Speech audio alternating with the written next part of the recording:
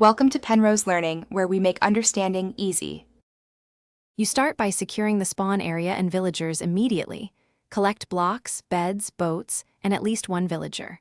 First, identify a pillager outpost or patrol zone inside 128 to 200 blocks to keep raids active without despawning.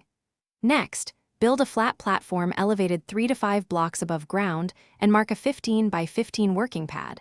This becomes the spawn control surface. Once done, carve a 1-block-wide route to funnel raiders, and position the villager holding cell 20 to 30 blocks away so raids trigger reliably. Once the trigger area is set, you force raiders into a controlled path. Place water channels and trapdoors to guide them into a vertical shaft. Then construct the kill chamber beneath the funnel with a 3 by 3 opening. Use pistons for crushing or allow a 22 to 24 block fall to guarantee deaths, but keep mob drops intact.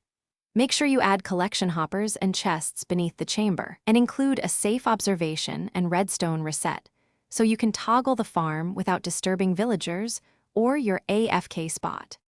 Finish by protecting villagers. Enclose them in 2-block-thick walls, add a roof, beds, and a workstation so they can call raids and reset their job states. Once enclosed, run a single raid wave to validate spawn flow and kill timing. Watch for escaping pillagers or missed funneling. If things go wrong, recheck spawn-proofing around the platform, verify light levels, and ensure villagers can gossip to trigger waves. Make adjustments to water flow or piston timing and retest until consistent. Thanks for watching. If this was helpful, leave a like and consider subscribing. See you next time.